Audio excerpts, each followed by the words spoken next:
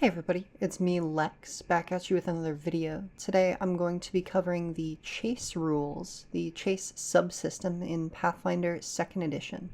Whenever the party or an enemy that they are attempting to chase has to flee from something, this is the system that Paizo has provided for how to take care of that. I think it's very well crafted. It's very good, especially at being tailorable to failing forward, as it were.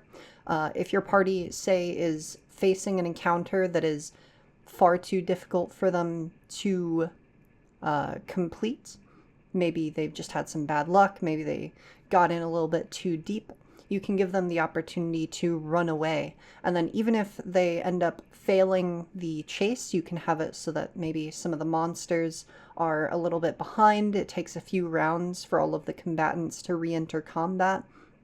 Or maybe not all of them pursued in the first place.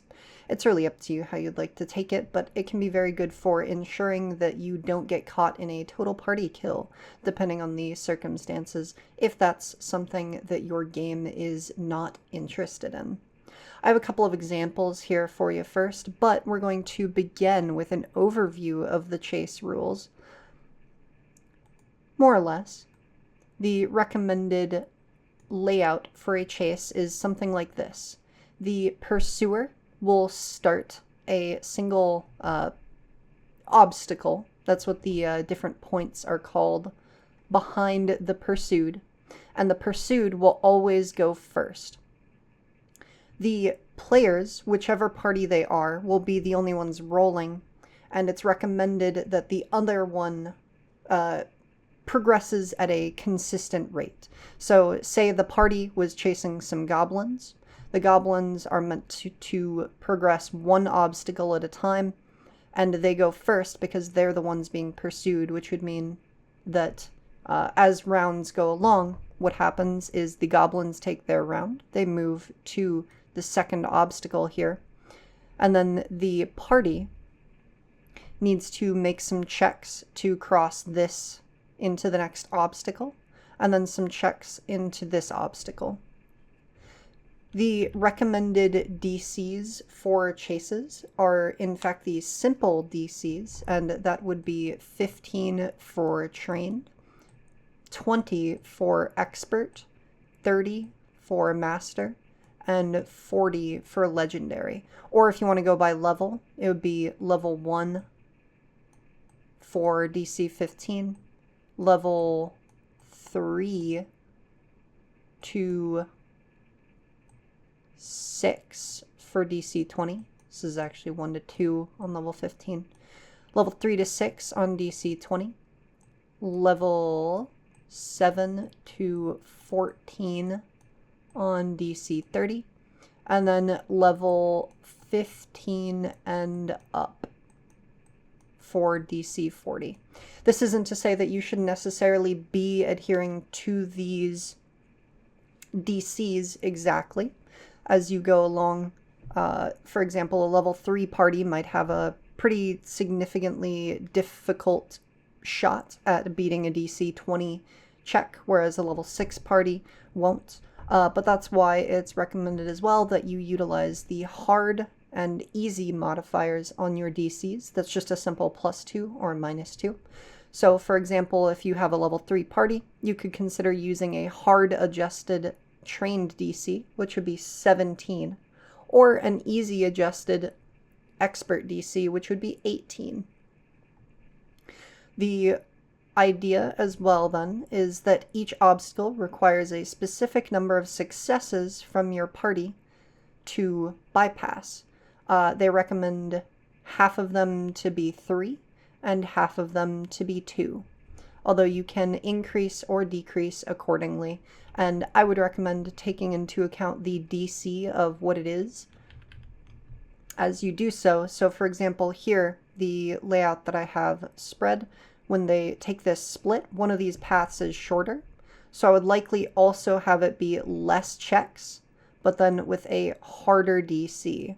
And I would communicate that to the players. That's an important part of chases, communicating expectations and understanding to your players. And we'll get into that when I have the live example that I have here prepped in the background going on.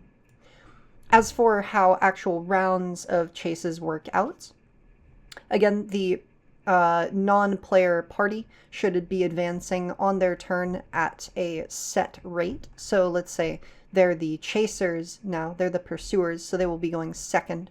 The party, being the pursued, it depends on the time frame of the chase, because a chase can take place anywhere from in a normal like encounter style of timescale to something that spans weeks or months. If you have ever watched The Lord of the Rings, when the Fellowship is chasing down Merry and Pippin, that could be ran as a chase sequence in the exact same way that, say, at a different point when Frodo is running from Boromir, that could also be a chase sequence. And so the general idea is that during each round of a chase, each party member gets to either make a single check against the obstacle that they are currently at, or if they have access to something that would be usable within the time frame that would succeed at the task. So for example, say an alchemist has the formula for a climbing elixir, I believe it's called Spiderfinger, something like that, and the current obstacle was a wall that the party needs to climb up, then the alchemist could, instead of spending their turn attempting to climb, they could instead spend their turn making and drinking and climbing with a elixir, because in a normal round of encounter mode, that would make sense as something you could do. The chase rules are inherently very narrative focused and a little bit loose, and they're meant to be improvised. That's why I don't have specific DCs here. It's why they don't recommend specific DCs. You come up with them on the fly. You adjust them depending on how your party interacts with them. And by that I mean as in if your party member has a particularly flavorful or understandable method of progressing, let them do it. Maybe even give them a circumstance bonus, something like that. We'll see that in the examples that I have prepared as well. As for the actual checks, a success gives the party a single chase point, which is the amount that you need to get past an obstacle. A critical success gives 2, and then a critical failure loses your party 1 chase point. And that can end up making it harder to bypass a point. So see here, if the party needed 3 to bypass this first obstacle and move on, then someone critically failed, it would then be 4.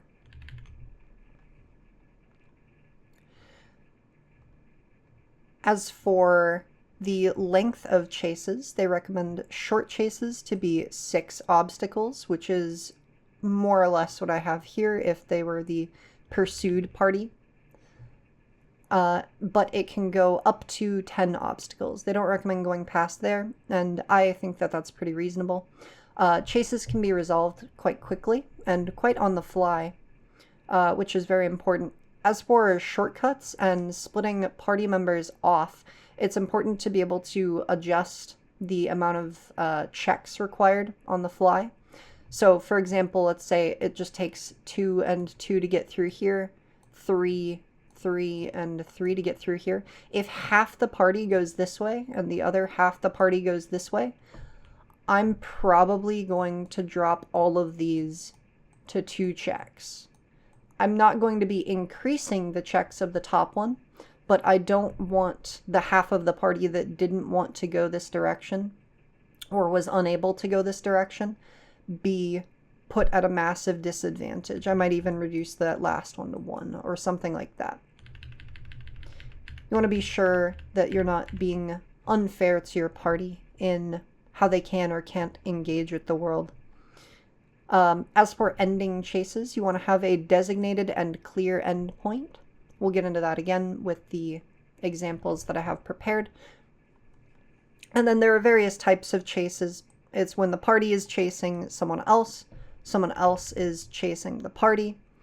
Sometimes you can have a beat the clock style, which is what Paizo defines as getting through a certain number of obstacles in a certain number of rounds, or a competitive chase where two parties are both competing at the same course from the same starting point to see who succeeds first.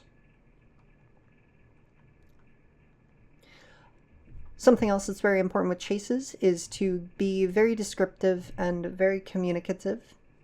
Rather than just saying, oh, I need a DC 15 athletics check or DC 17 acrobatics check to get past this. Say something like, there's a tall cliff spread before you heading down. It would take some effort to climb down, sheathing your weapons and vaulting from rock to rock. Or if you're particularly acrobatic, you could likely accomplish the same task. I need a athletics check or a slightly harder acrobatics check. Things like that.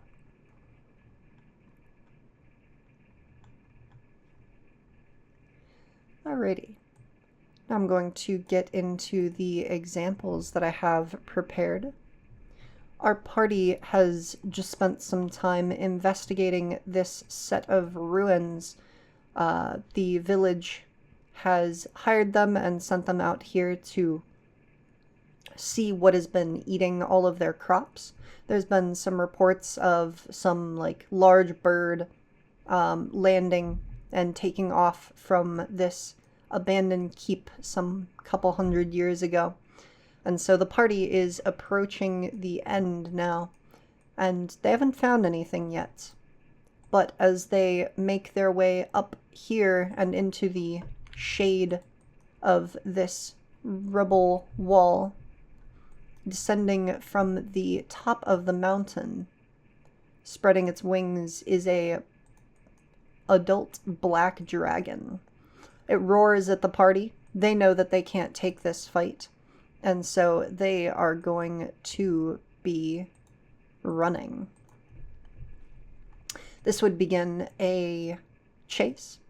As you can see, I have the points set down as different map nodes. I would not leave these visible to the party members, but I would be clear in communicating what they are. So here the party gets to go first. They begin at the party start point, which is one obstacle ahead of the dragon's start point. And because the party is already here and the dragon is going to automatically progress, I did not set a DC for it. And now I offer them two choices and also allow them to create their own. The two choices that I've prepared for them is they can sprint through this brush, and between this rubble, on their approach, they noticed a bit of the cliff that opened up into this kind of area, this grotto over here.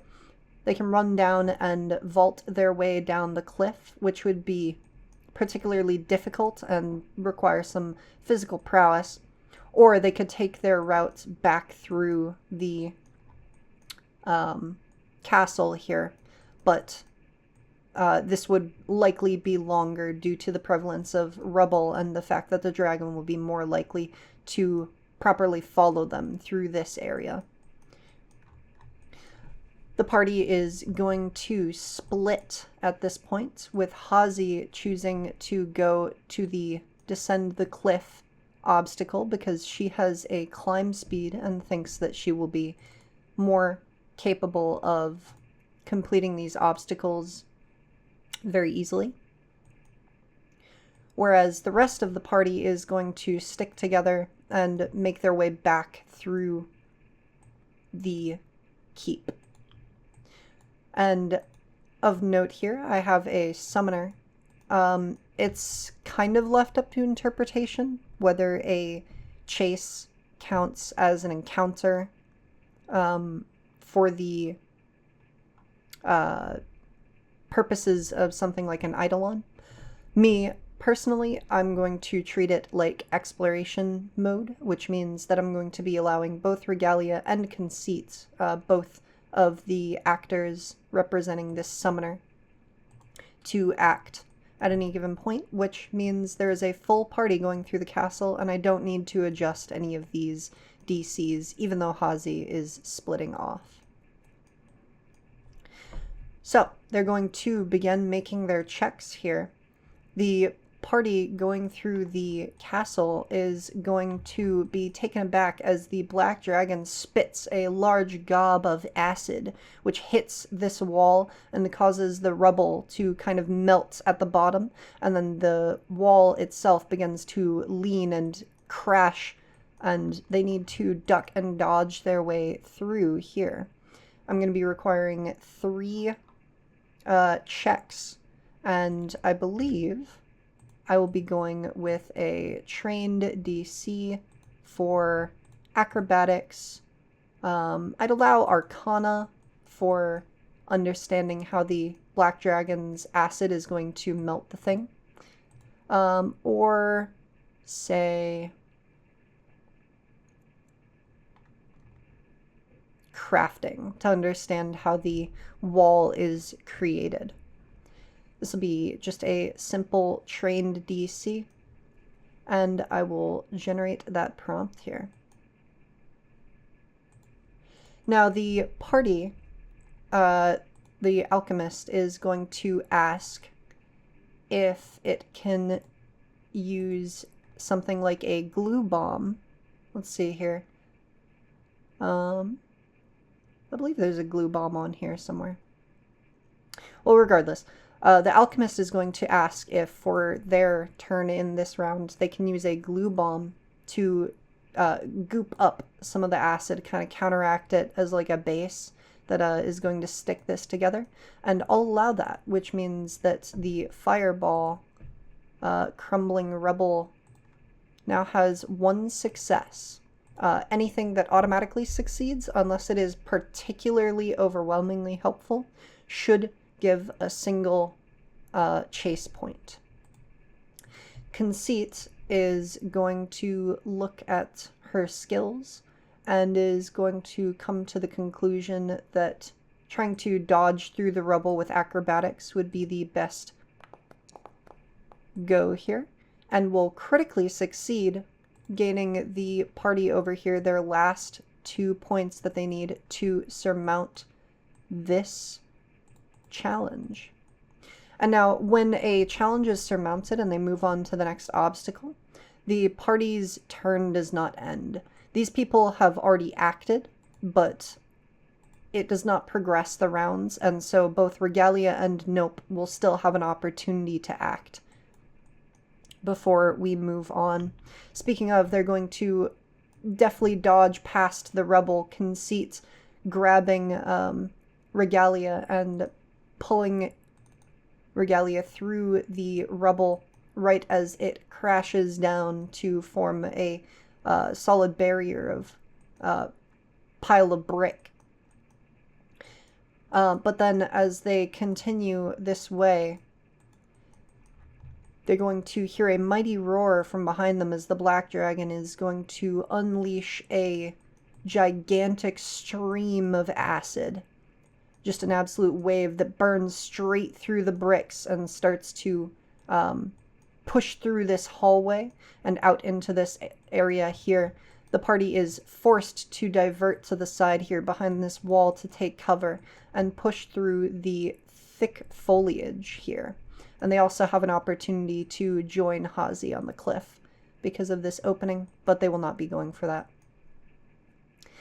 The thick foliage is going to be a simple trained DC, and it's going to require either acrobatics or athletics, which could get you just through the plants, or survival due to its ties to being able to navigate the natural world. I try to stick for anywhere from 2 to 3 suggested skills, and then I allow people to utilize other skills if they can suggest things. And something very important to note is that when you're selecting skills, you should try to be sure that you're not stacking up on the same skill. For example, like having acrobatics and stealth and thievery as the 3 checks you can make for something means that the dexterity characters are going to succeed very, very likely, and any character that is not specialized in dexterity is going to struggle. But here I'll generate these prompts. Nope and Regalia both still have the ability to act. Regalia is going to go for acrobatics, tumbling through these foliage pieces and pulling Conceit along this time. That'll be a critical success, marking 2 notches on the success here. And the Nope is going to simply push through with athletics, but will fail. And that is going to end the party over here's turn. But before we go back to the dragon, we need to go with Hazi here. Hazi has the ability to descend this cliff with her climb speed, but her climb speed is quite slow.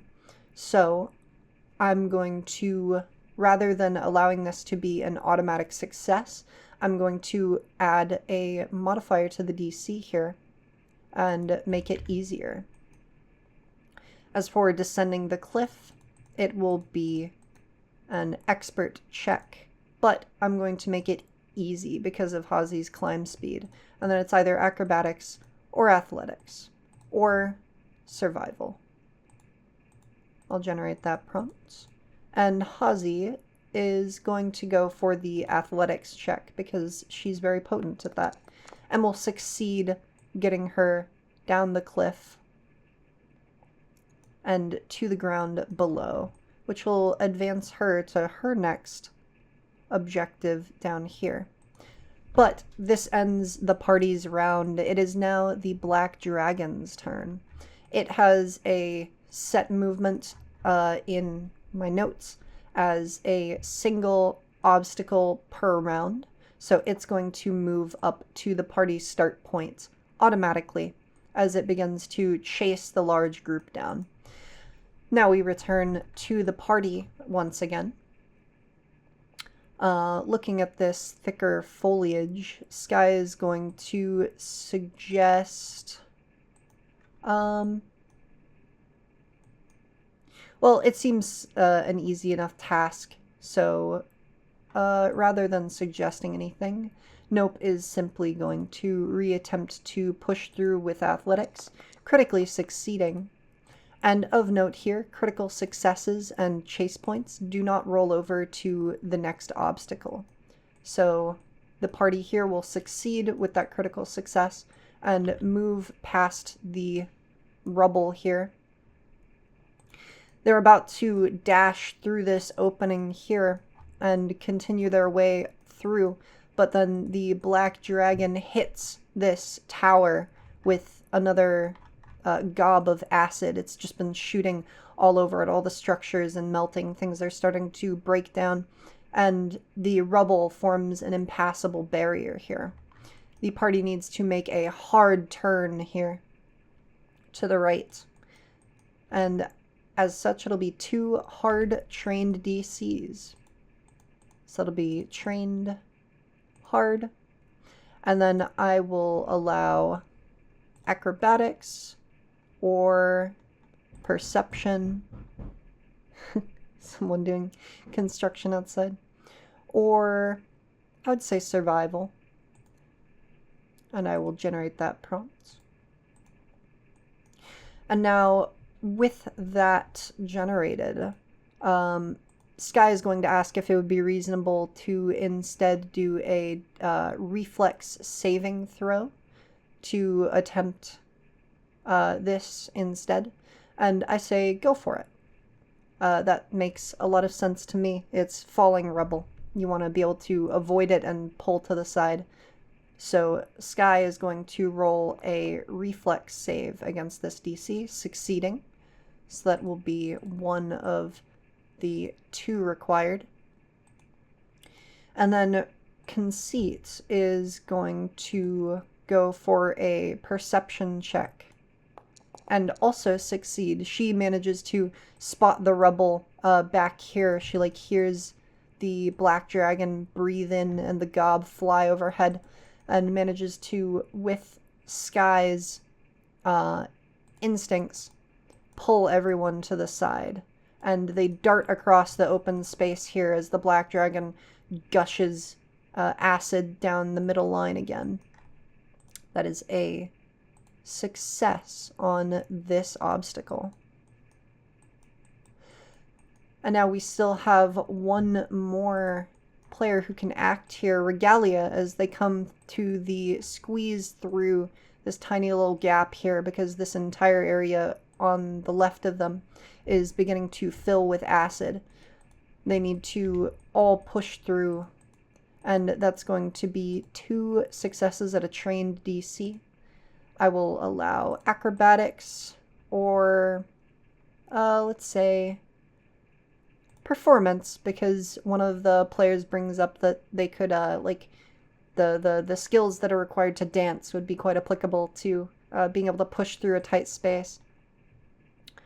And maybe stealth too, so that they have multiple options for fitting through small spaces. Now Regalia is going to go ahead and do the acrobatics check to attempt to get through. That'll be a success, and Regalia manages to start pulling Conceit and Regalia through. That'll be 1 success over there. Now we're back over to Hazi, who is facing another difficulty. This water is actually spread out across the whole thing, and as she steps into the mud here, it sinks deep, waist deep, in fact. This is a bog around the castle after years of this moat being unmaintained. It's mostly dried up, but it is still deep and dank. So this will be a hard trained DC to cross the bog. Hazi does not have a swim speed, but as a medic from the Fog Fen, which is another bog, I'm going to be giving her a +1 circumstance bonus to her roll, simply because it makes sense. There's not any mechanical reason that she should be gaining a bonus here, but as a narrative-focused mode of play, it's important to take into account things like this, where it's something that is important and relevant to her character, so we want to give her bonuses on that. As for how to cross the bog, the hard trained DC is going to be asking for either athletics for swimming, say, or simply survival for understanding the nature of bogs. Something else that I should mention is that the recommendations for chases, according to the GM core book, are to have these DCs be at different levels. So say the athletics would be at a trained hard, and then survival would be trained very hard or something like that. Or have one of them be hard, one of them be easy. I've found this to be, depending on circumstances, not the greatest option, because it can leave the party feeling like they only have one way through, because one of the DCs will be upwards of 4 or 5 points lower than the other one. It's really up to you, but I prefer to just use the same DC and then adjust things as a baseline. But anyways, with this generated, Hazi, with the +1 circumstance bonus, is almost certainly going to succeed this athletics check, and in fact will critically succeed. Her abilities and time in the swamp have brought her a lot of success in these circumstances, and she will continue on to the last obstacle of her side path here, which is to reascend this cliff on the other side and make her way to the left back towards the village. But now we're back over to the Black Dragon. It's going to be piling its way through the acid-soaked remains of the rubble as the grass is beginning to turn to barren dirt. and it lets forth a mighty roar, crumbling some of these walls as their as the acid is eating away at their bases. We're back over to the party, and we are going to have Sky go for an acrobatics check to squeeze the party through. That'll be a critical success, and Conceit and Sky, well, Regalia and Sky are able to pull the other two through as they squeeze and continue running. They're in the home stretch here, using these buildings as rubble, these buildings and rubble as cover, as they dart from locale to locale as the dragon begins to unleash its acid now that it's past the wall, all the way down, flooding this entire main section here. And now they need to book it. 3 times train DC. This is to beat the acid as it's flooding down before it blocks off the opening here. It's going to be 3 trained DCs. And that will be, whoops, there we go. That'll be either, I would say, acrobatics or athletics for like mounting over the rotten wood, or powering through the little bit of water here, etc. I would also allow, say,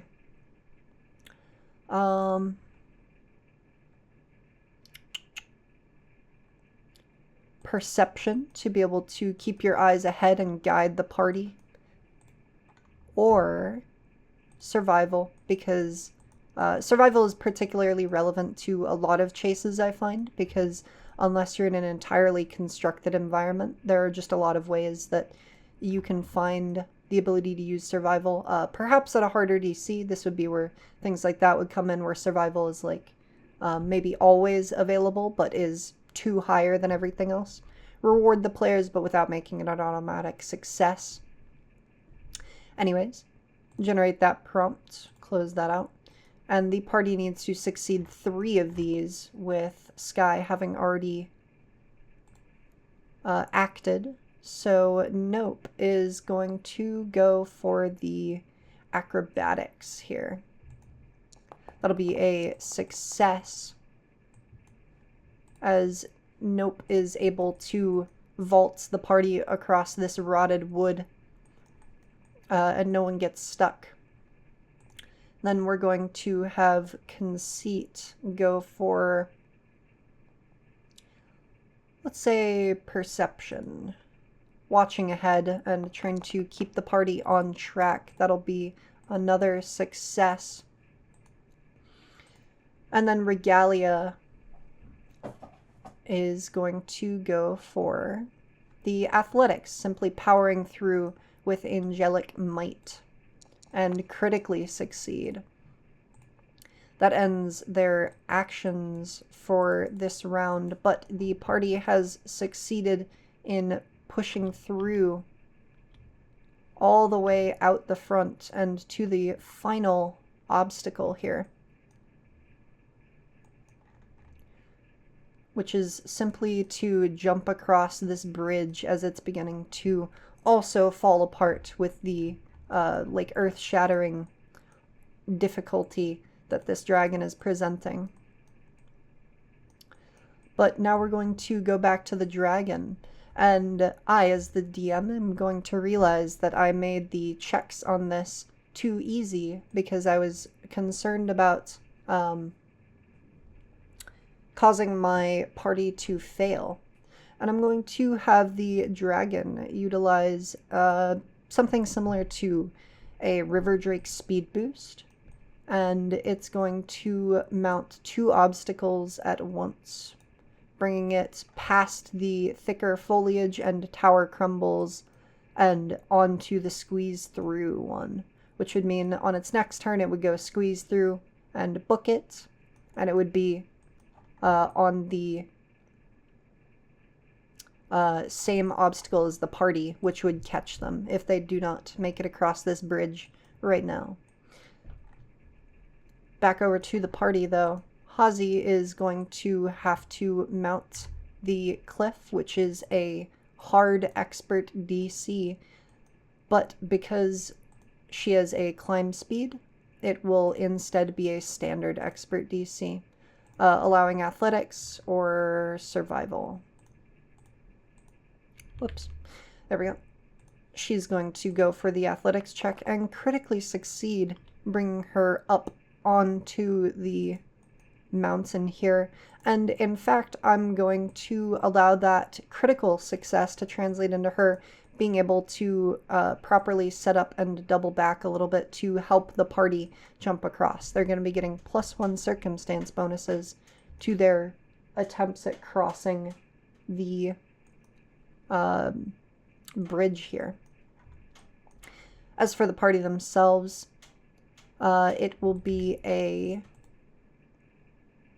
trained DC of either acrobatics or athletics, or let's say performance. Nope is going to go for the acrobatics here and critically succeed. I even forgot to add the bonus, but it'll be plenty as the whole party is able to cross and, having reached the end point, escape the dragon. As the keep crumbles to dust in the far background, they are safe. Now, as for this example, as you could likely tell from the plethora of critical successes, I may have undertuned it. This was intentional. I wanted to be able to showcase a chase that I was almost certain would succeed. I also wanted to, however, demonstrate how a chase could be kind of made up on the spot. You could easily come up with these obstacles and these DCs, and you could be conservative with them. If the goal here was, oh, the level 6 party is not going to be able to beat the level 11 creature, then it is a good thing if the chase is successful. As for allowing the party to come up with alternate methods of success, the go-to that I came up with here was maybe someone was particularly acrobatic and they had the idea to mount the wall and start running and jumping across it. That would have been very, very difficult, but I would have also made it a much safer route than the one down here where the party was getting chased by the dragon, or the one down here where the checks were harder but fewer. Things like that. Allow your party to come up with things on the fly, allow them to engage with the world. And of notes, particularly, if people are looking at the map and there's something that they come up with that makes sense, even if it's not exactly what's on the map, I'd recommend letting them do it. See, maybe... I'm actually struggling to think of an example on this map. Oh, here. This rock. Maybe utilizing at this point when they were forced to turn back, maybe one of them could have said, wait, I saw a rock over here. Can I just double back and vault over it to climb over here? And I would have said, yeah, sure. That would be a harder check, but it will save you some time. It's important, in my opinion, to use not exact language in that, for example, here I'd say that would save you some time rather than that would prevent you from having to make 2 different checks. Saying things like it's harder or easier rather than it's a trained DC or an expert DC, stuff like that. The actual GM Core book suggests that you tell them the exact DCs.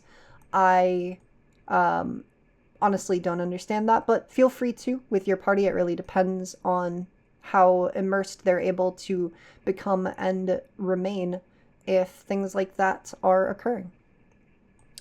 Anyways, moving on to the second example that I have prepared here, viewing the long chase scene. Alrighty.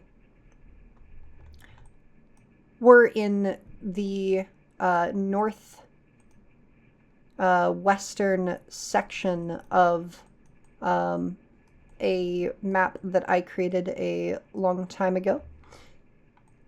This is the Wastelands. The party has been sent out from Humble Sands in a simple caravan mission to trade with this, hag camp out here. Because the hags have the easiest access to magical items that are useful for being able to explore these regions because they live out here. The party had no difficulty getting out because they were on a caravan wagon and had plenty of resources. They rolled into the city, and that's when trouble started. The hags tried to take advantage of the party, and the party then very quickly found themselves overwhelmed by an entire village of magic casting fae. And so they decided to flee. The party is going to begin at the party begin point here.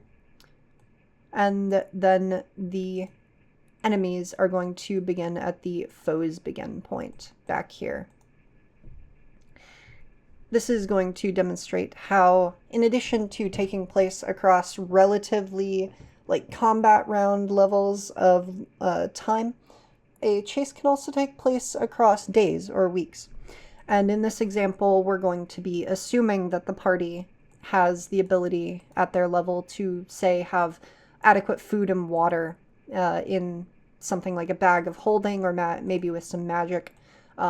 This could certainly be its own thing. I would recommend not mixing subsystems, but it's really up to you. Anyways, with the party as the pursued force, they first need to escape the wastelands, heading back towards Humble Sands.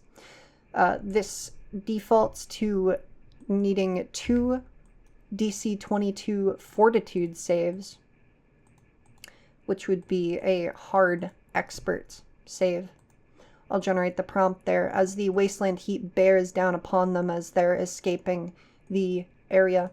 Sky, actually, though, has a salamander elixir formula, which allows people to be protected from the effects of severe heat, and asks if it can use that to tally a success. And I say, yes, go for it. That is 1 success with the salamander. And then Hazi, being the most fortuitous, I guess, of the group, is going to go for that save. But unfortunately fail with a low roll. The next fortuitous should be Regalia, who is also going to succeed or attempt it and critically fail, setting the party right back down to a single, or to no successes, needing 2 to cross the desert here. And only 2 people are able to act. Uh-oh. That'll be a failure from Nope, who is going to hero point, not be able to succeed. Conceits needs to critically succeed here, or else the party will get caught immediately by the foes. Well, hero point, still just a success. Alright. In this circumstance here, I would say the party perhaps is making their way out of the wasteland. They're about here. And then the hags are able to use their magic and their adeptness with the environment to catch up. But it's a far reduced force, and they just need to beat something like depending on the health of the party, but seeing here they're all unharmed, I would say a severe difficulty encounter with some hags, and then they can continue escaping from the rest of the hag force. So we'll say that, yeah, they do that. They each take some sizable amount of damage here, becoming injured. And then they have to immediately continue their escape here. We will regenerate the prompt. with a hard expert fortitude save. Although because of conceit, it is currently at a singular success. And Sky is then able to use the salamander elixir to continue the party on. Just goes to show you the dice and a slightly higher DC can cause a lot of setbacks. They continue on to the tread sand DC here, where they need to make their way through the desert. This is going to represent generally their ability to navigate the desert in general. And it needs 3 hard trained DCs. So it'll be trained hard, DC 17. And I'll be allowing, let's say, athletics for the ability to just keep pulling your knees up high as you go. Or let's say society to be able to fashion some society or crafting to be able to fashion some kind of sand shoes to assist, or survival because it's generally relevant in overland travel. Generate that prompt out. We're going to have Hazi go for the athletics check here. That'll be a critical success. Boop, boop. Oh yes, let me drag this to keep track where the party is. Alrighty.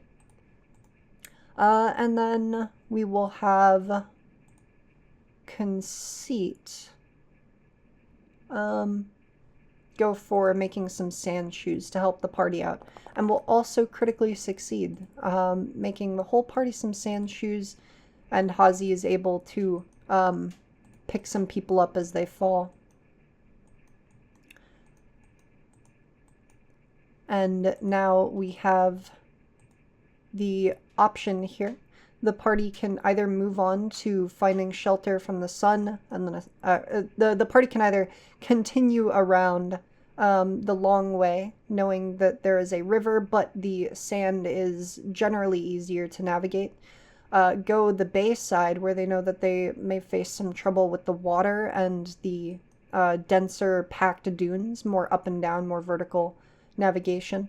Or they can take the hardest path straight through the mountain, which will take them straight to Humble Sands. This time the party's not going to split. They're simply going to go through and attempt to trek the mountain. And we still have Regalia and Nope. So this is going to be a hard expert DC. There we go. And it'll be allowing athletics or survival to mount this difficult challenge. Generate that prompt out. Regalia is pretty good at athletics, and so is going to succeed.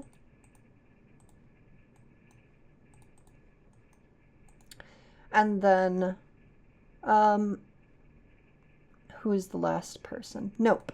Nope is also decent at athletics and will attempt but critically fail. And this is where it gets a little bit difficult, whoopsie, to explain away circumstances. As a DM, I attempt to explain failures as circumstances. And so for this, for example, I would say perhaps Nope was climbing, and then there was a little bit of a rock fall. Some of the rocks were unsettled and slipped, and everyone needed to kind of double back and were offset in their pacing by the crumbling rocks. They decided to stop for the day.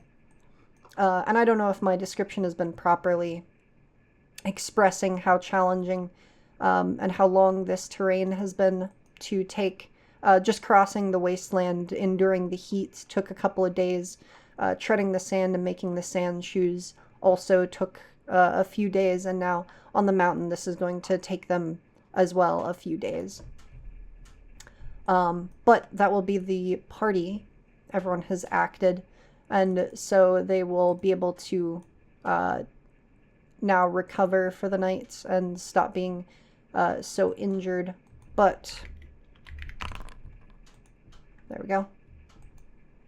As they rest for the night and are ready to take off for the day, the hags are incredibly capable at progressing and go 3 spaces, catching up to right behind them because I have given them the ability to bypass the wasteland challenges, after which point they will progress at 1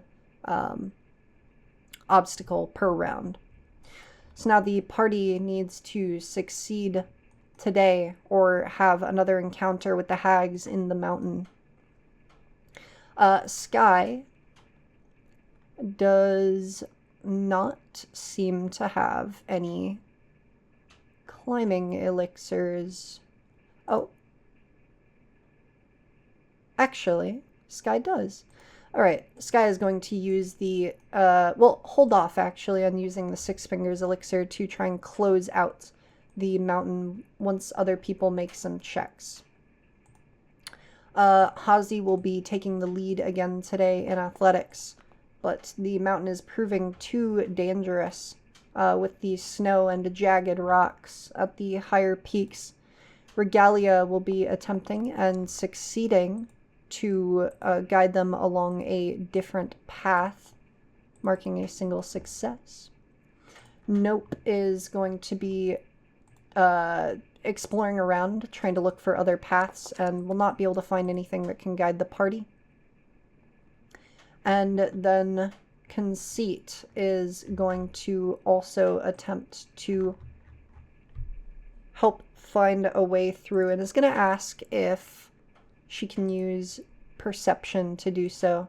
It'll be allowed, and that'll be a success as she finds a path, and then Sky is going to close it out by using elixirs to get the final guaranteed success as the party makes their way to Humble Sands.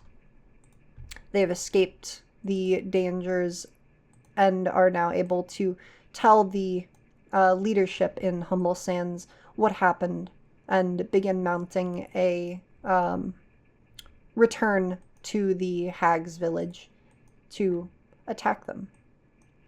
They've been gone for maybe 3 weeks or so. The trek out was a bit slower, or the trek back was a bit slower without the caravan.